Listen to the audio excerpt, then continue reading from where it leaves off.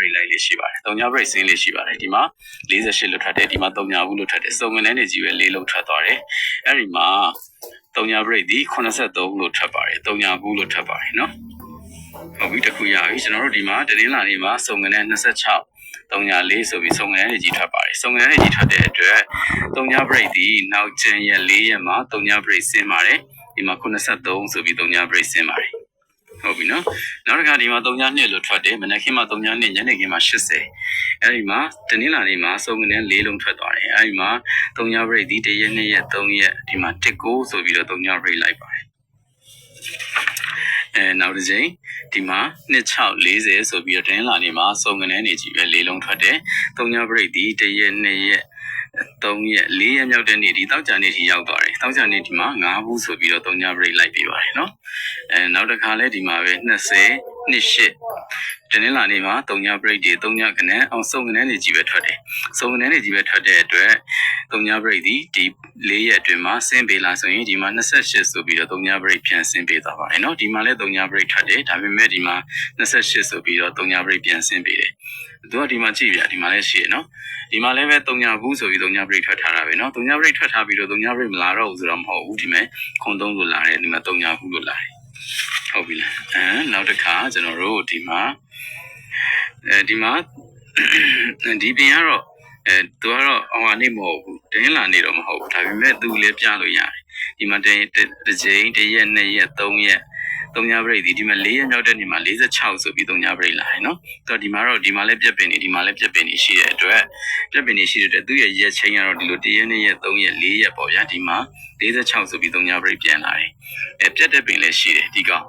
မနက်ခင်း82လို့ထွက်တယ်ညနေခင်းမှာ28လို့ထွက်တယ်စုံငန်း4လုံးထွက်သွားတယ်အဲ့ဒီအပြင်မှာကျွန်တော်ဖွေသားတွေ3ည break ပေါ့လေအစိုးရကတော့မလိုက်ခိုင်းပါဘူးကျွန်တော်ဗိုလ်ရုံးနေ့လောက်ကစပြီးတော့မှဒီဗိုလ်ရုံးနေ့ပြီးမှကြာတာ break တောက်ကြ2ရက်ကို3ည break ကစားခိုင်းတာပေါ့လေအဲ့ဒီဘက်မှာမလာသွားဘူး3ည break ဒီဆင်းမသွားပါဘူးဒီပင်တစ်ပင်ဖောင်းပါတယ်အခွင့်အရေးမှာစုံငန်း4လုံးထွက်လို့ပေါ့လေစုစုပေါင်းဖြစ်စဉ်ဒ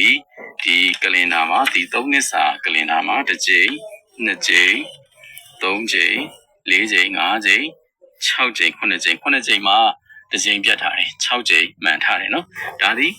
ီဒီမှာခုဒီတစ်ပတ်မှာ48 3ည2ဆိုပြီးတော့စုံငန်း4လုံးထွက်တဲ့အတွက်ဒီမူတိုင်းဆိုရင်3ည break လာဖို့ရရှိပါတယ်နော်ဒါဒီဟာလေးကိုဘာလို့ထည့်ပြောရအောင်ဆိုတော့ကျွန်တော်ရှေ့မှာပြောထားတဲ့ဗီဒီယိုလေးရှိတယ်ပြထားတဲ့မူလေးတစ်ခုရှိတယ်တနင်္လာအဘူးညီကိုအဘူးပါထွက်တယ်48ထွက်လို့ရှိရင်2 3ည1အဘူးပါခွေးလေးထွက်ပါတယ်48အားထွက်ရင်2 3ည1အဘူးပါခွေးလေးဒီ4ရက်3ရက်ဒါမှမဟုတ်ရင်4ရက်အတွင်းမှာဆင်းပေးလေးရှိပါတယ်ဒီမူလေးကတော့ဒါကျွန်တော်တွေ့တဲ့မူမဟုတ်ပါဘူးဒါဆရာစိန်ပေါက်ဒီပြပေးတဲ့မူလေးပါဆရာစိန်ပေါက်ဒီပြီးခဲ့တဲ့ဒီတစ်ပတ်ကမှဒီတစ်ပတ်လားပြီးခဲ့တဲ့ဘက်ကလားမသိဘူးပြပေးထားတဲ့မူလေးဖြစ်ပါတယ်48အားထွက်ရင်2 3ည1အဘူးပါခွေးပေါ့လေ3လုံးခွေးလေးထွက်ပေးပါတယ်ဆိုပြီးပြပေးတဲ့မူလေးဖြစ်ပါတယ်အဲ့ဒါလေးစစ်ပြပါမယ်ဒီမှာ48လို့ထွက်တယ်ကျွန်တော်တို့ဒီမှာ1ရက်2ရက်3ရက်အတွင်းမှာည3ည1ခွေလေးอ่ะဒီမှာ21ဆိုပြီးတော့ထွက်တယ်เนาะ21 3ညဘူး1ဘူးဆိုပြီးတော့3ချိန်ထွက်သွားတယ်ဒီမှာ48အားထွက်တယ်ဝါသွားတယ်ဖိုကတ်ဝါသွား48အားထွက်တယ်1ရက်2ရက်3ရက်အတွင်းမှာ2 3ည1ခွေဒီမှာ21လို့ထွက်တယ်ဒီမှာ48အားလေးထွက်တယ်1ရက်2ရက်3ရက်အတွင်းမှာ21 2 3ည1ခွေဒီမှာ21ဆိုပြီးထွက်တယ်ဒီမှာ48အားထွက်တယ်1ရက်2ရက်3ရက်မှာ2 3ည1ဘူးပါခွေဒီမှာ1ဘူးဆိုပြီးထွက်တယ်ဒီမှာ84အားထွက်တယ်2 3ည1ခွေ1ရက်2ရက်3ရက်အတွင်းမှာဒီမှာ3ညဘူးဆိုပြီးထွက်တယ်ဒီမှာ48အားထွက်တယ်2 3ည1ဘူးပါခွေ1ရက်2ရက်3ရက်အတွင်းမှာ1ဘူးလို့ထွက်တယ်ဒီမှာ48အားထွက်တယ်2 3ည1ခွေဘူး1ရက်2ရက်3ရက်အတွင်းမှာဒီမှာ20ဆိုပြီးထွက်တယ်ဒီမှာ84အားထွက်တယ်2 3ည1ခွေဘူး1ရက်2ရက်3ရက်အတွင်းမှာထွက်လားမထွက်ဘူး4ရက်နောက်တဲ့နေ့မှာ3ည2ဆိုပြီးတော့ဆင်းပေးတယ်ဒီမှာ48အားထွက်တယ်ဒီမှာ2 3ည1ခွေဘူးဒီမှာ1ရက်2ရက်3ရက်မှာဒီမှာ30ဆိုပြီးတော့ထွက်တယ်ဒီမှာ48အားထွက်တယ်2 3ည1ခွေဘူး1ရက်2ရက်3ရက်ဒီ3ရက်မှာမလာဘူးဒီမှာ3ညဘူးဆိုလာတယ်ဒီမှာ2 1ဆိုလာတယ်ပြောချင်တာကစပြီတော့ဗာလဲဆိုတော့ကျွန်တော်တို့ကဒီ48အောင်ကြောင်း2 3ည1ခွေရှိတယ်ဒီ2 3ည1ခွေဒီမှာဆင်ဖို့ပေါ့လေအောက်ကြနေမှာအခုဒီတစ်ပတ်ဒီမှာ48ထွက်ထားတယ်2 3ည1ခွေဒီမှာ1ရက်2ရက်3ရက်ရှိပြီမလာသေးဘူးမလာသေးတော့ဒီနေ့မနေ့ပြန်မှာပေါ့လေမနေ့ပြန်မှာအောက်ကြနေမှာသူဆင်းလာဖို့ရရှိပါတယ်သူရဲ့မူတိုင်းပေါ့48အောင်ကြောင်းမူတိုင်းပေးမယ်ဆိုရင်မနေ့ပြန်မှာ2 3ည1ခွေရှိပါတယ်အဲ့တော့2 3ည1ခွေကိုဒီမှာဖြန့်ကြည့်လိုက်လို့ရှိရင်ကျွန်တော်ဗာကနေရတော့20 2 1 3ည1 2ဘူး3ညဘူး1ဘူးအဲ့မှာစောစောကကျွန်တော်ပြခဲ့တဲ့မူလေးနဲ့ပြန်ချုပ်ကြည့်အဲ့မှာပြန်ချုပ်ကြည့်လိုက်လို့ရှိရင်ပြန်ချုပ်လိုက်လို့ရှိရင်ဘာတွေ့မလဲဆိုရင်အဖွင့်နေမှာ break to try လို့မဟုတ်2 break ဒီပြန်ပြီးတော့ထွက်ရမယ်ဆိုတော့ကျွန်တော်တို့ကအဖွင့်နေမှာ48 2 break 3ည2 break ဆိုတော့ဒီ2 break ဒီအရင်ကောင်းနေတယ်2 break နှလုံး2 break နှစ်ခုဒီမှာ1ဘူးရယ်20ရယ်ဒီမနေ့ပြန်ကမှာ အားကောင်းနေပါတယ်တကယ်လို့ဒါပေါ့လေဒီအခွင့်အရေးမှာ break to track ခဲ့လို့ဒီ break ကပြန်ထွက်ပေးရမယ်ဆိုရင်မနေ့ကမှာဒီနှစ်3ည1အခွေတွေက20ဆိုတဲ့ကနန်းရဲ့တစ်ပူးဆိုတဲ့ကနန်းရဲ့ဒီနှစ် break ပေါ့လေနှစ် break ဖြစ်တဲ့အတွက်မနေ့ကမှာသူနှစ်ခုချလိုက်မယ်ဆိုရင်ကျွန်တော်ဒီနှစ်ခုဒီကနန်းတွေချလိုက်မယ်ဆိုရင်ဒီတင်းလာနေမှာ break to track တဲ့မူကလည်းတခါလေးရှင်းပြီးသားဖြစ်သွားမယ်ကျွန်တော်တို့ဒီ48ရာထွက်လို့နှစ်3ည1ခွေရလည်းတခါလေးရှင်းပြီးသားဖြစ်သွားမယ်ပေါင်းချလို့ရတယ်နော်အဲ့လိုပေါင်းပေးလိုက်မယ်ဆိုရင်ပေါ့ဗျာအဲ့လိုမျိုးဒီ20တစ်ပူးဒါမှမဟုတ်လို့ရှိရင်ကျွန်တော်တို့က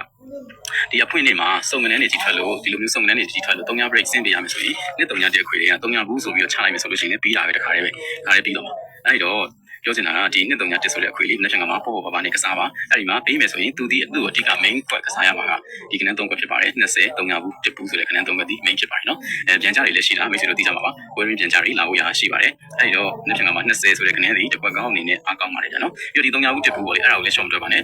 နှစ် break လို့ပြီးမယ်ဆိုလို့ရှိရင်တစ်ပူးဆိုဘယ်သူမှမဆိုင်တဲ့တစ်ပူးအပူဆိုပြီးတစ်ပူးဆိုပြီးချလိုက်လို့ရတယ်3ည break ကိုဆိုလို့ရှိရင်ကျွန်တော်တို့3ည break ဆိုလို့ရှိရင်အပူက3ခုတစ်ချိန်လာထားတယ်ဗျာအပူကိုသူမှသိကြိုက်မှာမဟုတ်ဘူးအဲ့မှာ3ညဘူးဆိုချလိုက်လို့ရှိရင်တခါလေးပြီးတော့မှာပဲအဲ့လိုရှိတယ်နော်အဲ့မှာ3ည break ဒီမှာအပေါ်မှာ50ဒီအပူပါဝါထအောင်ကြလို့3ည5 break ဆင်းဖို့ရှိတာကိုလေတခါလေးတွဲချလိုက်မယ်ဆိုရင်3ညဘူးဆိုချလိုက်လို့ရှိရင်လည်းရတာပဲအဲ့တော့မနေ့ကမှာဒီနှစ်3ည1ဆိုတဲ့ဒီအခွေလေးကအကုန်လုံးကိုခြုံငုံမိနေတယ်ပေါ့လေမူ3ချက်ခြုံငုံမိနေ3ချက်မကဘူး4ချက်လို့ပြောရမှာဒီပါဝါထအောင်အပူပါဝါထအောင်ကြလို့ကလေ3ည break ဒီမှာ break တူထွက်လို့ကလည်းပဲဒီတူညီတဲ့နှစ် break ကပြန်ဆင်းပေးရမယ်ဆိုတဲ့မူရှိနေတယ်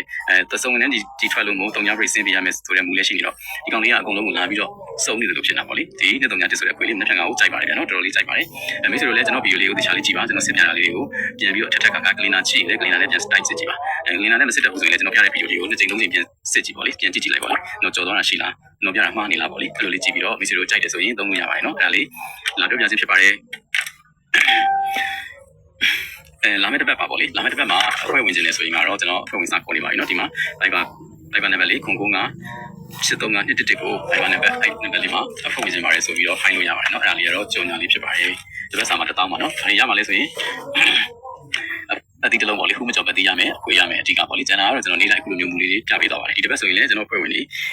4ချိန်လောက်ရပြီးသွားပါပြီเนาะဒီတစ်ပတ်မှာလည်း4ချိန်လောက်ရပြီးသွားပါပြီကိုပတ်တီကတော့ဒီနေ့ဖြုတ်လိုက်မှထွက်သွားတာပေါ့မတက်နိုင်ဘူးအောင်ဆိုတော့ကျွန်တော်လည်း3ချိန်ပဲကျန်တော့တဲ့အတွက်ကိုပတ်တီကိုဆက်ပြီးတော့မဆုံးသားစေချင်တော့ဘူးပေါ့လေလွဲသွားခဲ့ရင်နင်းနာတော့မှဆိုတော့ဒီနေ့ကိုပတ်တီဖြုတ်လိုက်ပါတယ်ထုတ်တဲ့ချိန်တန်းမှာပဲခါလေးတန်းပြီးတော့ကိုကထိတ်နဲ့တန်းလာလိုက်တာပေါ့လေအဲ့လိုပါဆိုနေ